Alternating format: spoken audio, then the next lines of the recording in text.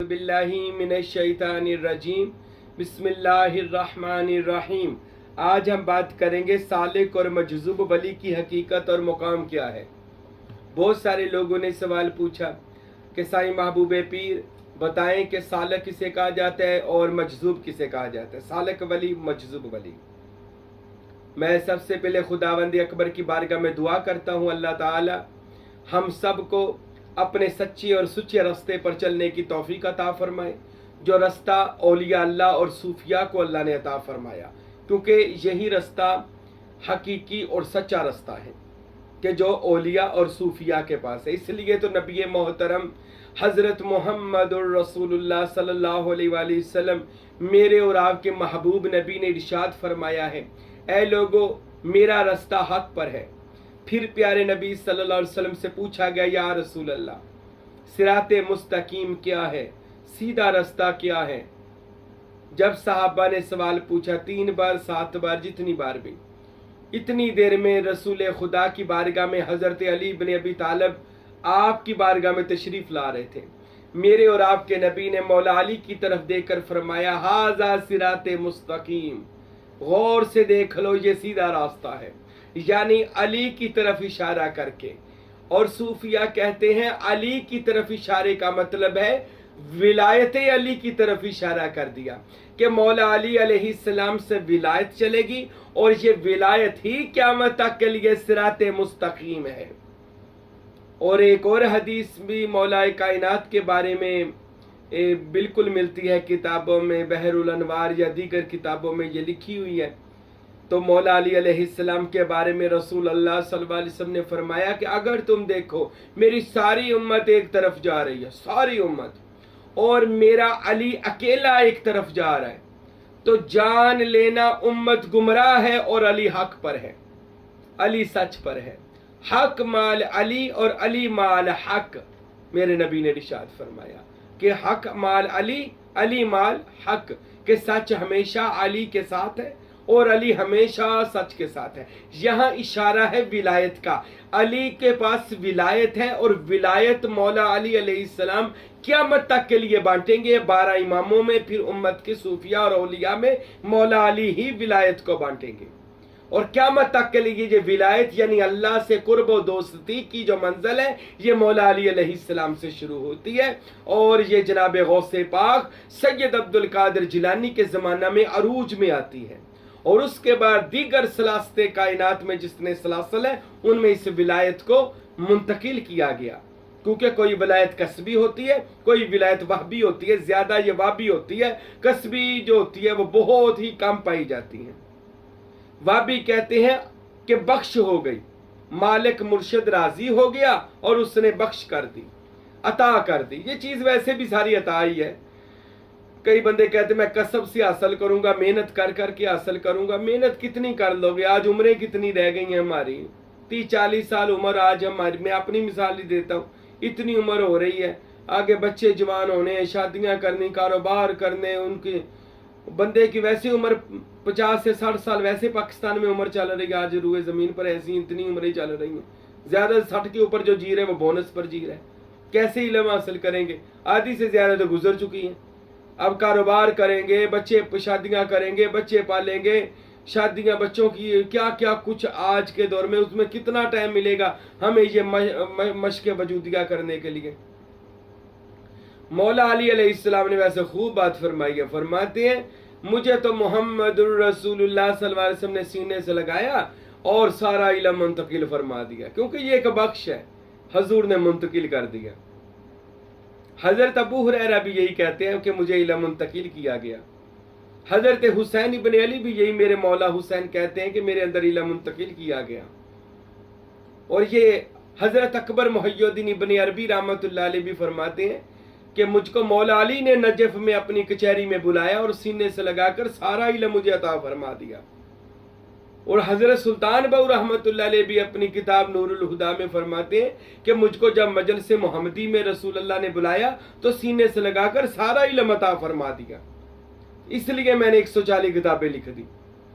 मेरे मुर्शद फकीर नूर मोहम्मद सरवरी कादरी कुलाचवी जो रूए जमीन के सुल्तानुल फुकरा हैं, फरमाते हैं कि मुझको सुल्तान बहू रहमतुल्लाह अलैह ने पहले सीने से लगाया और मेरे सीने को पाक करने के बाद इल्म मारिफत देने के बाद मुझे रसूलुल्लाह सल्लल्लाहु अलैहि वसल्लम की बारगाह में पेश किया।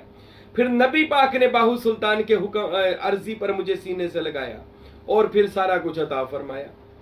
यही बात मेरे मुर्शिद फकीर सुल्तान अब्दुल हमीद कामिल फरमाते हैं कि मुझको फकीर नूर मोहम्मद साहब ने बाजू से पकड़ा और बड़ी कचहरी में लेकर गए, और वहां पर जाकर बड़ी कचहरी में देखा तो हजूर गौस पाक जलवा फिरोज थे। वो तखत से तशरीफ फरमा हुए और मुझे सीने से लगाया और सारा इल्म मुझे अता फरमा दिया। फिर मुझको रसूलुल्लाह सल्लल्लाहु अलैहि वसल्लम के मदीना में पहुंचाया गया। मेरे मुर्शिद फरमाते फिर नबी पाक अलैहिस्सलाम ने मुझे जाली के अंदर बुलाया और इल्म अता फरमाया। और यही इस फकीर की हालत है। इस साईं को, इस आजिज फकीर को भी इस उम्र के अंदर मेरे मुर्शिद करीम ने सीने से लगाया और माशाल्लाह आज इल्म अता फरमाया। ये इल्म एक अता है। मैं ज्यादा तो नहीं बातें करता, कहाँ से मुझे फिर ये अल्लाह की रहमतें मिली हैं, क्योंकि मैं खुद नुमाई को पसंद नहीं करूंगा। बस ये बात बताना चाहता हूं कि ये अता है, बख्श है जो मिल जाती है राह सलूक की मंजिल पर। अब सबसे पहले तो ये जान लें सालक और मजजूब का मतलब क्या है। सालक कहते हैं रास्ते पर चलने वाला, सलूक यानी राह खुदा तक पहुंचने का रास्ता, इस पर चलने वाला सालिक, बंदा तालिब सादक जो अल्लाह के रास्ते में चले। कौन सा रास्ता फिर मैं बता दूं, जो औलिया और सूफिया के पास है, मौला अली अलैहिस्सलाम वाला रास्ता, मशरब अलवी जिनके पास है, वो रास्ता खुदा तक जाने वाला, वो सूफिया को सीना बसीना मिला है। जैसे हम चलते हैं हजरत सुल्तानुल आरिफीन सुल्तान बाहू के रास्ते पर, उनका रास्ता इल्म अक्सीर और इल्म तकसीर है, यानी दावतुल कबूर और अल्लाह के इसम का तसव्वुर। हम करते हैं तसव्वुर मुर्शद, तसव्वुर इसमें मोहम्मद और तसव्वुर इसमें अल्लाह और अल्लाहू का जिक्र, और साथ हम दावत कबूर, दावत दमनोश यानी अंबिया और औलिया से मुलाकात करने का जो इल्म सुल्तान बाहू ने किताबों में लिखा, जिसकी डिटेल मेरे मुर्शद फकीर नूर मोहम्मद सरवरी कादरी कुलाचवी ने अपनी किताब इरफान इसावर और दोम में लिखा, वो डिटेल के साथ मौजूद है। मेरे मुर्शिद कामिल हजरत फकीर नूर मोहम्मद साहब ने जो लिखा, इस रास्ते पर जो चलता है यानी वो बंदा जिसके अंदर तलब उठती है अल्लाह को पाने की। अब मेरी बातें सुनकर कई लोगों को समझ नहीं आती, उत्तों दी लंघ जांदियां, कहंदियां पीर साहब गल्लां तुहाडियां ठीक है पर उत्तों लंघ जांदियां। वो दरअसल इस वजह से होता है ना कि सारी जिंदगी दुनियादारी की, और मैंने पिछले बयान में बताया था वो आखिरी मंजिल वाले, कि सारी जिंदगी वो शेर था, बकरियों में फिरता रहा, घास ही खाता रहा। अब कैसे खुदारा मैं समझाऊं, तेरी ये खुराक ही नहीं थी। अब सारी जिंदगी तो हमने फिरका वारियत फैलाई है, सारी जिंदगी तो हमने खुश्क मुल्लाओं के पीछे एक दूसरे को काफर काफर करके बेड़े गर्क किए ईमान के, और अपने आप को बेअदब और गुस्ताख बनाया औलिया का। सारी जिंदगी तो हमने ये कहने चीजें करते रहे। अब कहते जी हमें समझ नहीं आती। समझ कैसी आएगी? समझ उसी को आएगी जिसके अंदर शर नहीं होगा। शर कहते हैं, रसूलुल्लाह ने फरमाया मोमन वो होता है जिसकी जुबान और हाथ से दूसरा मोमन महफूज होता है, यानी उसके अंदर शैतानी नहीं होती। शैतानी को बाहर निकाल के फेंके, अपने आप की शैतानी बाहर निकालेंगे तब मोमन बनेंगे। मोमन होने के बाद आपको समझ आएगी कि राह सलूक क्या है, सूफिया क्या है, औलिया अल्लाह क्या है। उससे पहले नहीं समझ आनी। उससे पहले बस यही है जो आज हो रहा है सोशल मीडिया के ऊपर, आप भी देख रहे हैं, मैं भी देख रहा हूं, जो कुछ बयान हो रहा है।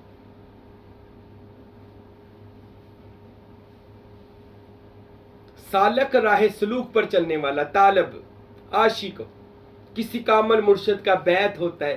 क्या बैत होता है? जब अल्लाह उसको पसंद कर ले। ये भी मैं आपको बता दूं, हजरत सुल्तान बाहू कहते हैं किसकी मजाल है कि वो मुर्शिद का, कामिल पीर का बैत हो सके और ये कहे कि मैं कामिल मुर्शिद को ढूंढूंगा और मुरीद हूंगा। सुल्तान बाहू फरमाते हैं किसकी मजाल है? याद रखें किसी की मजाल नहीं कि वो मुर्शिद को पकड़ सके, क्योंकि वो शाहबाज लामकां है। आसमानों की बुलंदियों पर उड़ने वाले को कोई नहीं छू सकता। ये तो अल्लाह के वली हैं, जिसको पसंद करते हैं निकाल कर ले आते हैं दुनियादारी से और उसको किसी मर्द कमाल के आस्ताने पर अल्लाह डाल देता है। अल्लाह जिसको पसंद करे मुर्शिद कामल चुनता है अपने मुरीदों को। ये ना समझो यार मैं पीर पढ़ के बड़ा ही चंगा किया, मैं अक्सर मुरीदों को सुनता ही जी मैं तो तुम्हारा मुरीद हो के ना बड़ा ही चंगा, तू मेरा मुरीद नहीं, शुक्र कर तुझे अल्लाह ने पसंद कर लिया। तस्बीह का दाना था परोया गया, नहीं तो फालतू था, फारग था, दुनियादार था। क्योंकि बेपीरे की क्या जिंदगी जिसकी रहनुमाई के लिए उसका उस्ताद ही नहीं है, वो बेपीरा जिंदगी है, मरदूद जिंदगी है, दुनियादारी की जिंदगी है। कामल मुर्शद का होना जरूरी है क्योंकि ये रूहों का मसीहा होता है कामल मुर्शद। मुर्शद आपकी रूह का मसीहा होता है, आपसे बदरू को गुनाहों को निकालता है और रूह को आपकी निकालकर रूहुल कुदस में डाल देता है। इसलिए मुरीद की जिंदगी की काया पलटना शुरू हो जाती है। क्यों शुरू होती है? इस वजह से कि बदरू निकाल दी उसके पीर ने, क्योंकि उसका पीर रूहुल्लाह है, यानी अल्लाह के अमर से उसको अल्लाह ताला का नूर मिला हुआ है, वो आपको अता करता है। तो अल्लाह पसंद करता है, मुर्शद पसंद करता है किसको अपना मुरीद करके इस रास्ते पर लेकर आना है।